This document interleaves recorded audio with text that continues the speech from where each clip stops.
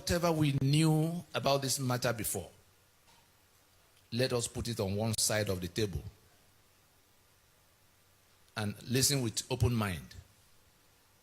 By way of further introduction, yes, I'm a lawyer of 26 years with specialty in jurisprudence, and I've been on this task for quite a while. I set out as a young man to be a military pilot. I should have been flying jet fighters. I read all the physics and chemistry, mathematics of this work. I can still teach them. But by some providence, I ended up in law. And I didn't understand where that was going until in the final year. What we've done in the last 20 years, to probe into, because I ended up from the law, I had my bit in court, and I ended up in the oil industry. But I left the oil industry in 1998 on account of this.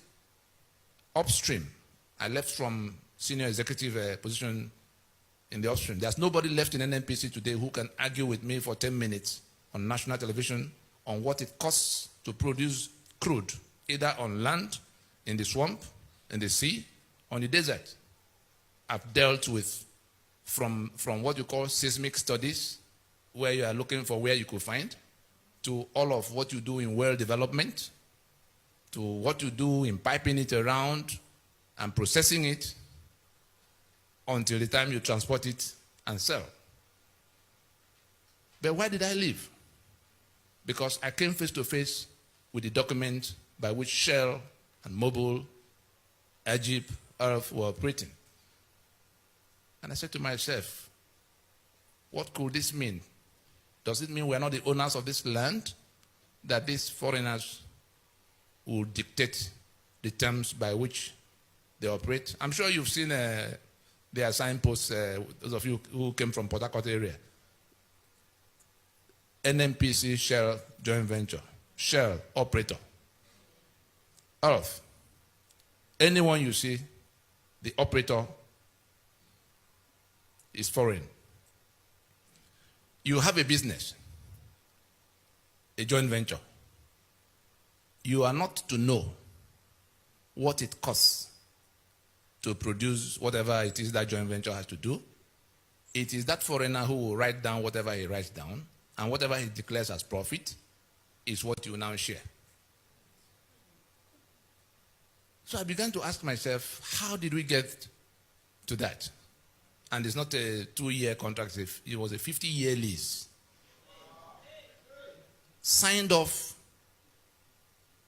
between 1967 and 1969 by people who could not even read properly what was written, under circumstances in which they just signed first and it was explained to them later. How did we even arrive at that point in 1967? We began to probe.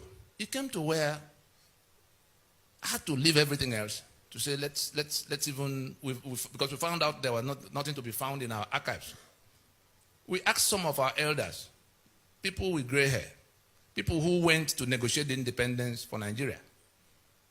I happen to have spent plenty of time with the last of them who were alive in course of the last 20 years at least. And Nohoro, for instance, spent the last 7 years of his life trying to undo what they did in going to sign us up into this union. We shouldn't have been. But first things first, the research from the known to the unknown led us to where we had to go to. You know the way WikiLeaks gets its information? We had to get the information we were looking for by all means. We broke into the British archives using all available technologies. And by the time we saw what was in black and white, some of them with instructions that they should not be typed, because any day the wrong eyes see them, the whole edifice will come crashing down. Those documents are inside this room now. And we traced things from that way back to what became 1914. And from that 1914, before 1914, when we landed in 1900, when I'm sure some of you might have heard about the Royal Niger Company, that the British had to pay £865,000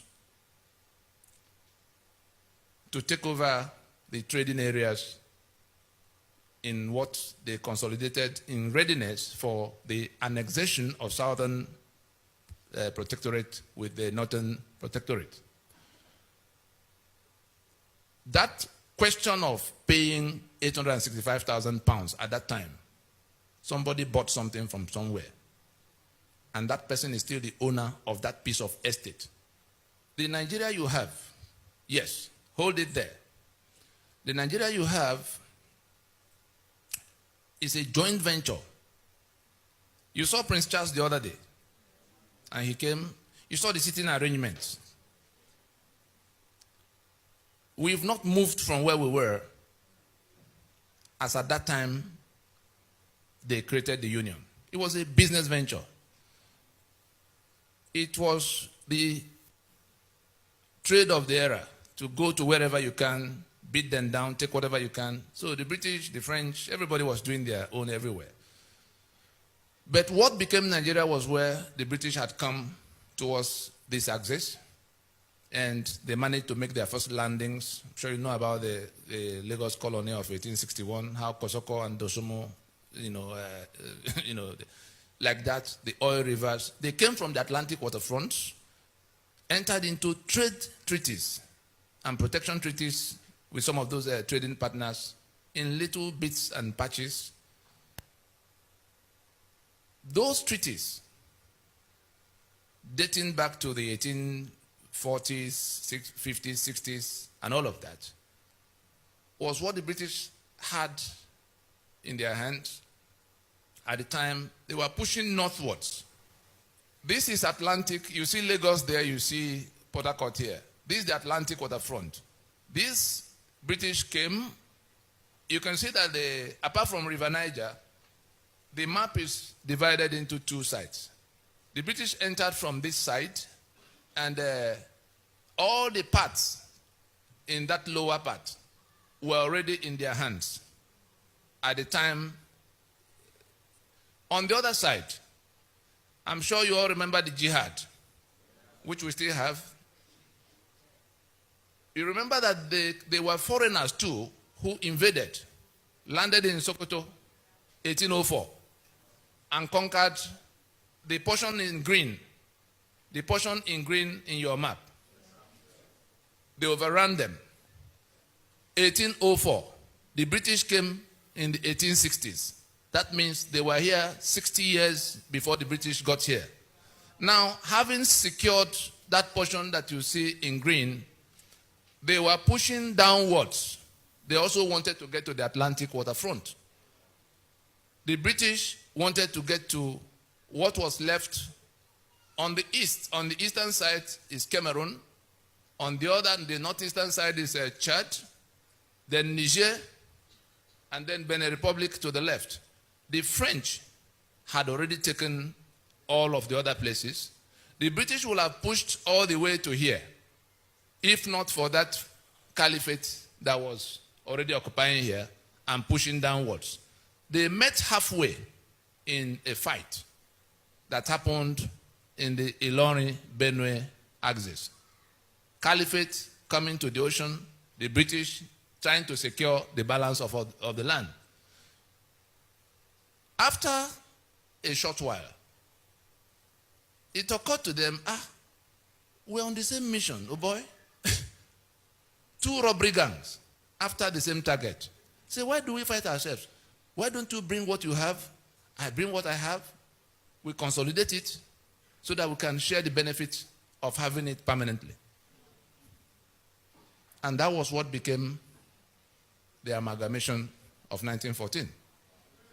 Every document that transpired between them is in our possession, lodged in libraries across the world. Whatever they choose to do is already too late to be able to reverse the actions that have been initiated to salvage ourselves from what they've landed us into. Now, having reached that agreement, I'm sure some of us recall when the Caliphate was talking about dipping their Quran into the Atlantic Ocean. That is, they were telling the British at the time this matter of Nigeria, because it was for them a matter of conquest. That is, they had to conquer. But the British came with something else. They said, well, whenever you guys are done with whatever you came to do, we'll push on until we dip our Quran into the Atlantic Ocean. Anybody here ever heard about that? Wonderful. Now, the document of the amalgamation was one in which, I'm sure, who are the ones from South Africa here? Good. The apartheid, what the Boers did in South Africa was exactly what the Fulani did with their British friends over our heads here to make this place their own over the heads of the owners of all the lands. A master-servant relationship. This is an excerpt from a telegram from the Secretary for the Colonies explaining what they were about to do, because they didn't tell anybody in southern Nigeria that they were going to lump us together with the people of the north. The discussion was strictly between them and that caliphate. It was a German newspaper that leaked it for the first time on the 26th of December in 1913. It took almost 15 years of day and night exchanges, meetings, travels to piece together all those parcels of land that came under those treaties. They didn't tell them where it was all going. Everybody thought they were still, the Shekiri thought they were still in their treaty. The Lagos Colony thought they were still in their treaty. Everybody, the British was tiptoeing over their head, merging them. It was in 1906 that they merged the entire southern territories to become the protectorate of southern Nigeria. From that 1906, they then began to merge the systems, two mortally opposed civilizations, because on the other side, Sharia was already in place. They came as jihad. How do you create one political union with a group that owes it a duty of faith to kill the infidel? That duty never changes. No matter how you settle all the other things, the duty will never go away. You are the infidel, you have to be killed. They have a right in that their faith to lie to you. They call it taqiyya. They deceive you into thinking you are in another business until you get killed. And they are also of a feudalist worldview. You know what feudalism is? All men are not born equal. No matter what you do, what you achieve, you are no more than the slave you are to them, even if they have nothing or no education. Between the two, a terrible alchemy that as a slave, you dare not compete with your master for the ownership or control of whatever. The slave does not have a right to anything, no right to property, not even right to life. You can do away with your slave. Kill your slave. And that was the civilization that was already in place, and the British knew. But they were also, they too were, what do we call them? They were feudalists too. And one thing led to the other. Eventually, they were able to piece it all together. That I'm now reading from that cablegram. Secretary of State, Secretary for the Colonies, his name was Harcourt, the one after which Port Harcourt was named. He says, in explaining what was about to happen the day before it did come public, that we have released northern Nigeria from the leading strings of the treasury. The promising and well-conducted youth is now on an allowance of his own and is about to effect an alliance with the Southern Lady of Means. I have issued the special license, and Sir Frederick Lugard will perform the ceremony. May the union be fruitful and the couple constant. Secretary for the colonies, Lord Harcourt, boss of Lord Frederick Lugard, referring to the import and purport of the annexation of the then Protectorate of Southern Nigeria to the Protectorate of Northern Nigeria. So what they reported to you as amalgamation, as if there was some coming together of equals, was actually an annexation. And the purpose, what the British came to do, back to that map, please. Back to the map where what the British came in search of were all on this axis. But the people they met here provided resistance. You know what they call resistance? They fought and fought and fought to make a landing. I'm sure there are Yoruba people here. I'm sure some of you have heard about your song many, many times. If I begin it, will you be able to join me to end it? It begins, Eyo, Eyo, Eyo, Eyo, Eyo, Bantawa, tó ń fi góòlù ń ṣeré, àwa ò lè sanwó ní bòde òdìlé. The clause I want you to take from it, àwa ò lè sanwó ní bòde òdìlé. Your great-grandfathers fought the British for years and years, preventing them from landing. And your song you sang now was the victory song composed. We will never pay custom duty to these foreigners on our waters. Today, 58 years into your independence, you are paying that customs religiously to people from this part. And from independence to date, not one of you had ever qualified to be Controller General of Customs. Now, I can give you up to 20 of these kind of examples. Who has ever been to Lagos Island, the Victoria Island here? Does anybody know where Bonny Camp is? Does anybody know where Eco Hotel is? The road that goes from the front of Bonny Camp to Eco Hotel, what's the name of that road? Ahmadu Bello Way. When you stand on Ahmadu Bello Way, is there any other thing to do to go to the ocean? You are on the last firm piece of land before the Atlantic. Have they not dipped their Quran into the Atlantic? Who collects the rent? The landlord or whoever? It's not the landlord that collects the rent. They take away over 2 trillion from these port operations every year. I won't call it misfortune.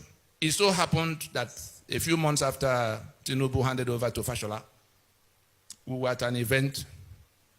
He sat next to me. He was to speak before me.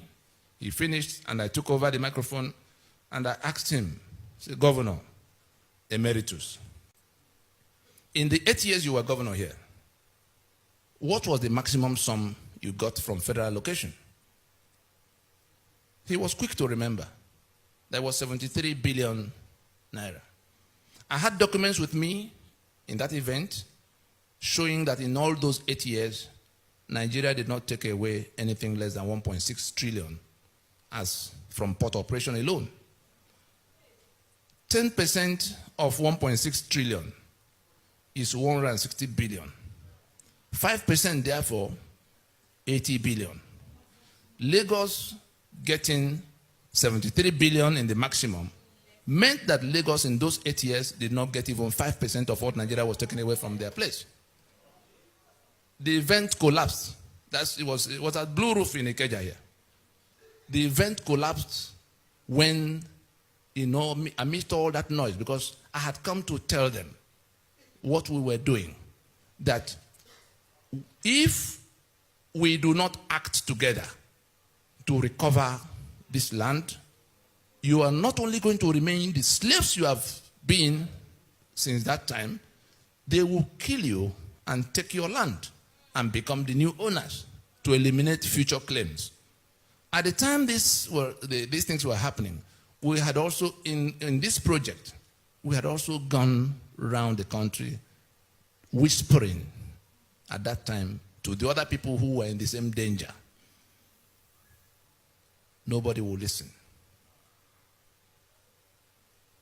Back to how we've arrived at 1914.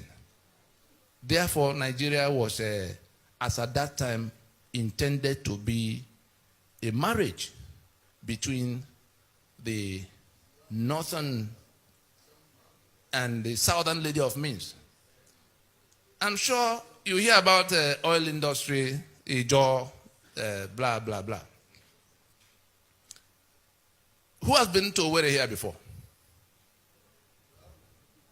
Does anybody know where they call Shell Camp in Owerri? Is there anybody here who has ever heard about Shell Camp in Owerri? There's a place called Shell Camp. I'm sure you do not know that Shell was headquartered in that place for 42 years, going to Port Harcourt in 1960. And it's not a small facility. You know the Modotel Hotel that has become Rockview? That's the gate area.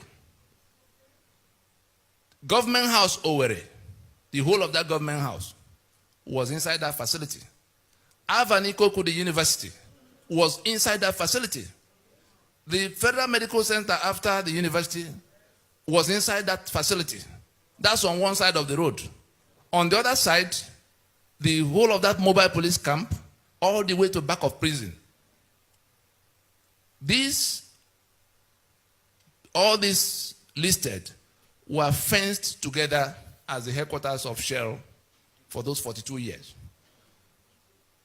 They went to Port Harcourt in 1960, and M.I. Okpara, as Premier of Eastern Region, bought that property.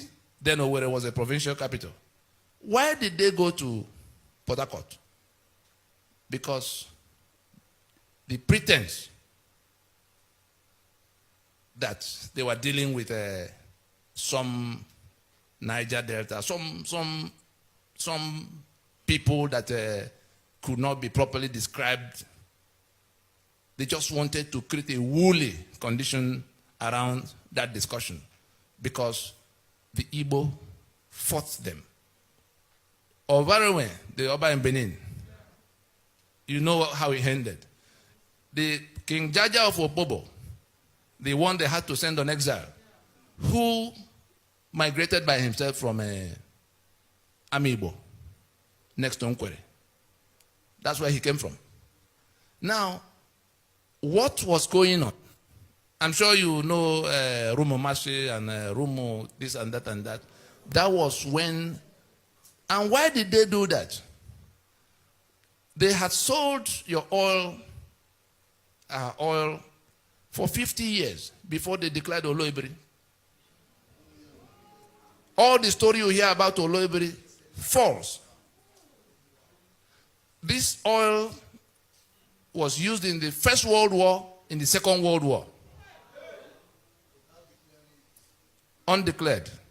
It was property of Nigeria was their colony, was their property. So you couldn't go quarreling with them for whatever they did.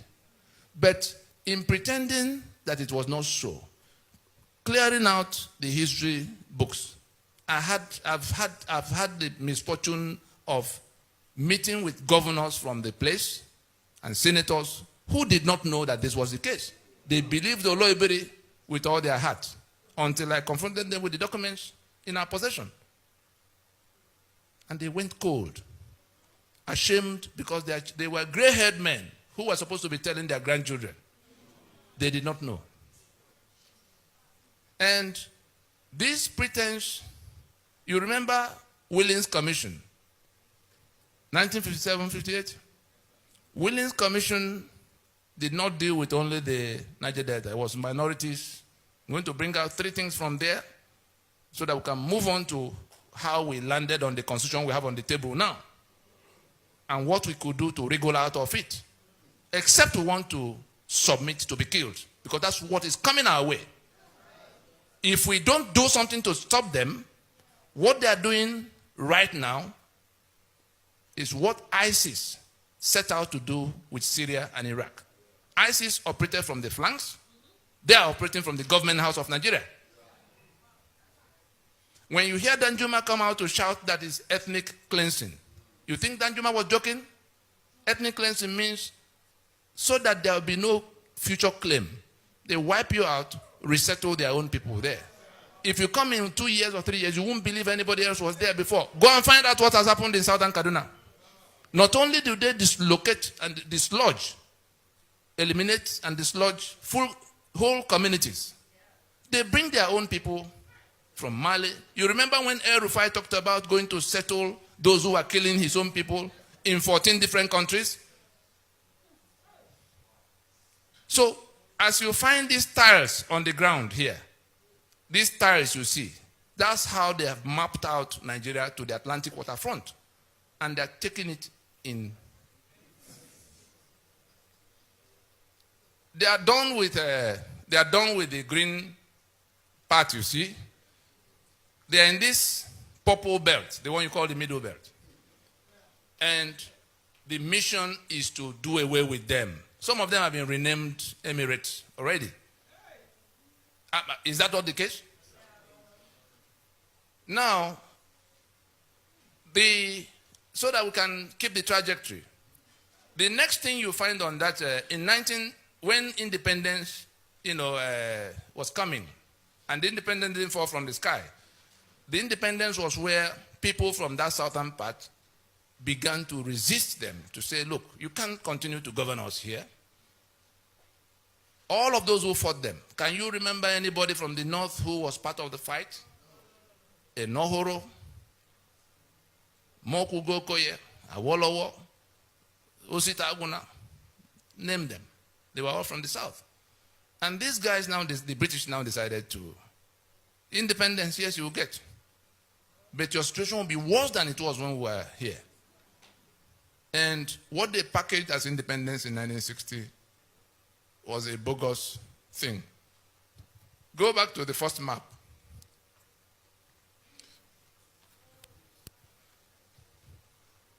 Now, yes, wonderful. That's how I want it. You see this line here? This was northern Nigeria. This is southern Nigeria. Can you see the landmass? When independence was coming, they conducted a census. The whole of this place had 17% of Nigeria's population.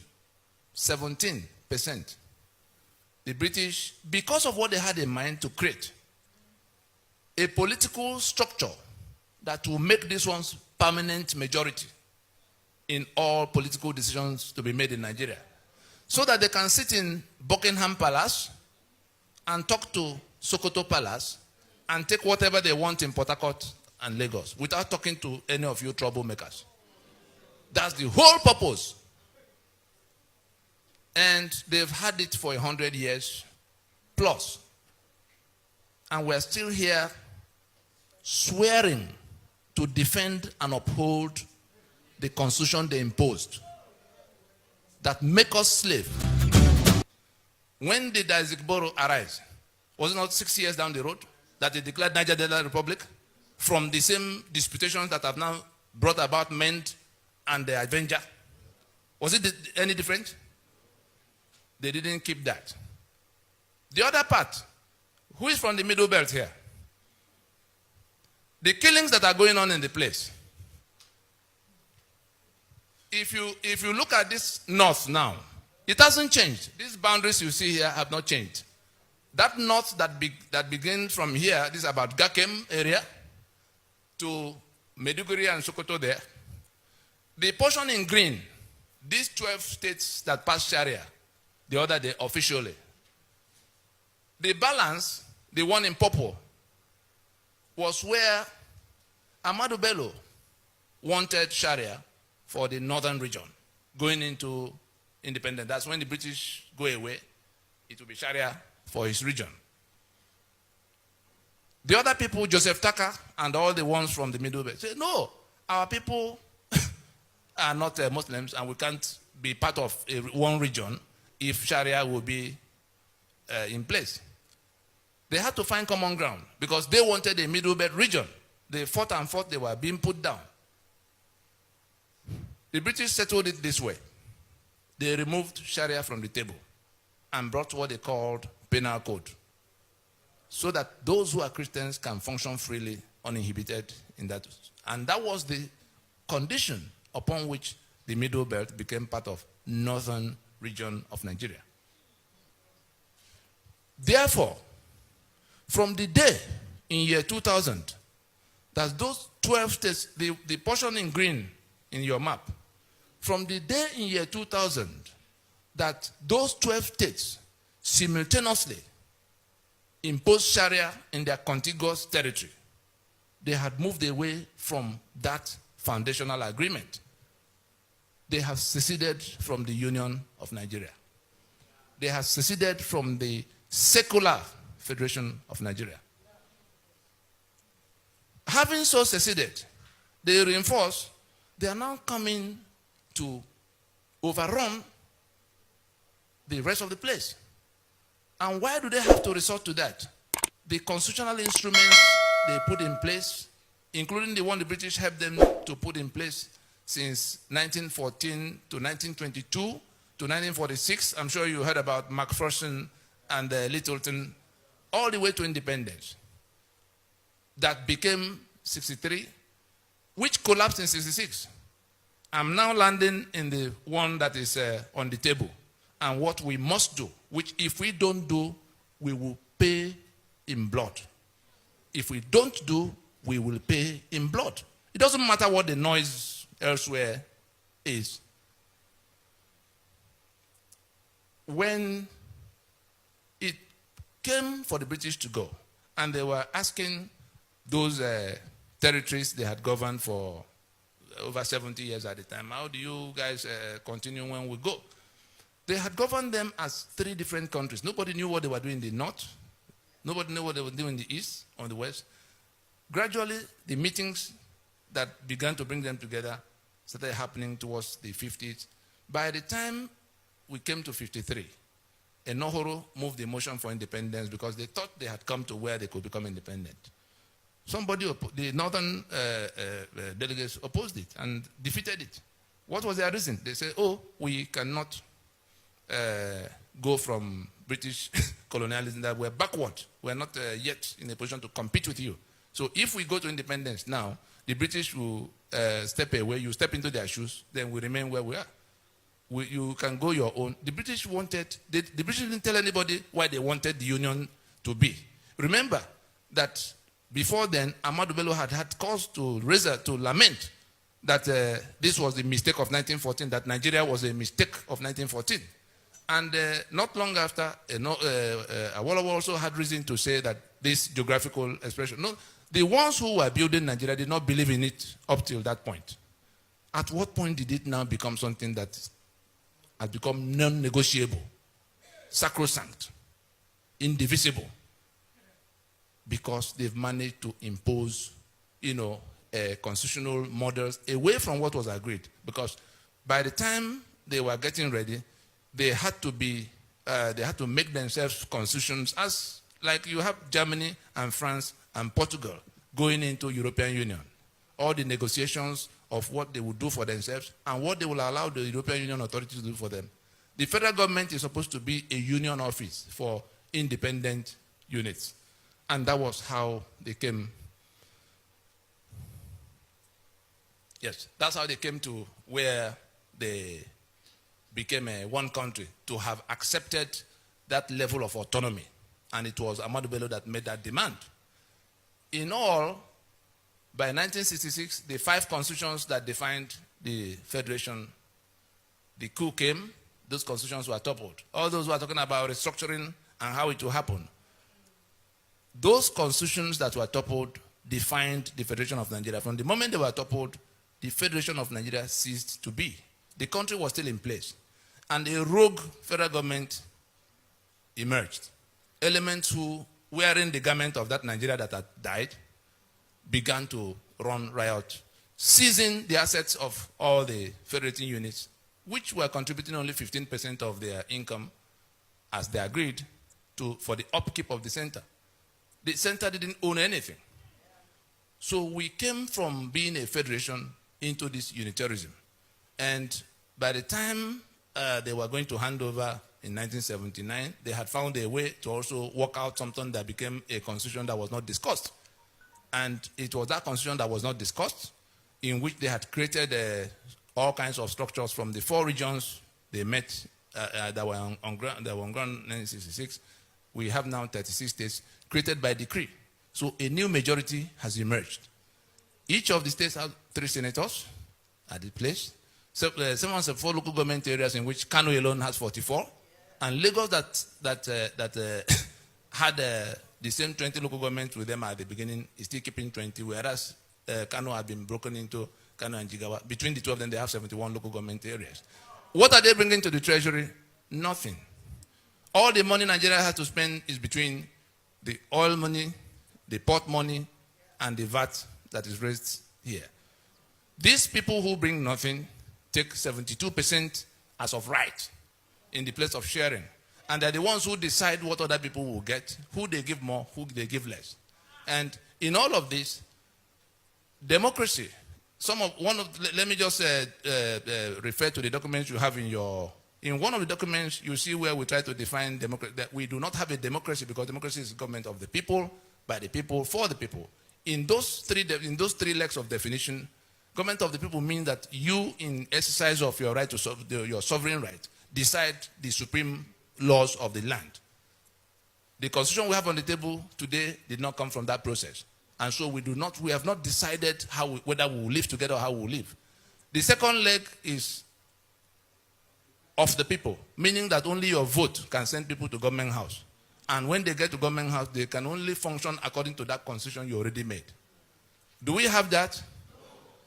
The third leg, for the people, meaning that those who wield government powers must do so not only in accordance with what was put in place in the constitution, but for your benefit. The reason we don't have the things that should have been coming to you as citizens is that you have not written the script of what should happen. And so you have in this constitution provisions that exclude responsibility towards you. Section 6, subsection 6C of your constitution absolves government of all responsibilities towards you. They don't owe you any school, they don't owe you any hospital, they don't owe you anything. Anything they do, they are doing out of the milk of human kindness. That is one. You have appropriation provisions. Section 81, section 82 hands over the keys to the treasury to the president. Section 121, 122 hands over the keys to the treasury to the governors. So they don't owe you any obligation. They have the spare key to the treasury. They have immunity in section 308. At what point are you going to get anything from them? How did you come about that constitution? By imposition. And what all the cry and demand for repairing this place goes to is to say, let us accept we have departed from the foundation of being a federation. Because if we were a federation, Lagos Port would belong to Lagos, oil and gas of Niger Delta would belong to them. The middle belt, where killings are going on unabated, unchallenged, will have the right to defend themselves because they will have guns. The constitution has 68 items on the exclusive list, all written by decree, that make it impossible for the middle belt to touch any gun. You saw where the governors went crying, and the president said, go home and live in peace with your Fulani of Benin. If we do not remove that from that constitution, nothing will resolve that question. As it is for those killings, So it is for electricity. I cannot generate electricity because it's on the exclusive list. Lagos has 40 million people. It cannot generate electricity. Imagine the day comes that California cannot generate electricity and have to wait for Maine to come and give them electricity. They will leave the union. Imagine the day that Texas is no longer in control of its oil fields. Would they remain in the union for 24 hours? And it's supposed to be a federation. What is a federation? So we're in a fraud now in which the federation that collapsed is being sustained by brigandage, and they have imposed a constitution that we can no longer question. And anybody who says, what are you doing? What was Abiola's offense? Do you know why Abiola was killed? The servant does not rule over his master. So it's not only Jonathan that had to be chased away because he wasn't one of those who could preside. These same people are doing the killings in the Middle Belt, doing the killings in the East, doing the killings in the West. They are the ones who seized everybody's asset. They are the ones who imposed this constitution. And you join them to go to elections under that constitution. By what constitution would they govern? Anybody who wins in this election, by what constitution is he going to govern? You are reinforcing your enslavement. And if they kill you in the process, it's your ignorance that killed you. We've been going all over the place trying to tell people that this is what is the case. They are not listening. We went to the men of God in the land, without exception, quietly. Sir, here's the problem. If Desmond Tutu did not join Mandela in South Africa, would you not still be in apartheid now? Where are all men of God? If not for people like this, who say, look, enough of this thing being said in quiet places. There's nothing I've said here that I've not said on national television. There's nothing I've said here that I've not said to the faces of those who have been governing Nigeria with this illicit decree. They are committing treason against the rest of us. They are committing treason against the rest of us because they put our signature on the document that sees our assets, that sees our lives. And we say, we have tolerated this document for 20 years, since 1999. We will not tolerate it any further. All of you, by the time they finish the election, less than 1,500 people will be sworn in as the ones who have won in the election. 180 million people are in danger. And they have managed to get you to come be on one side or the other. Put your mind the day after the election. The people who win will have to swear to defend and uphold your enslavement. The summary of what we are telling our people now is that processes had been undertaken. The majority, the whole of the South and the Middle Belt, have been told and shown what the problem is.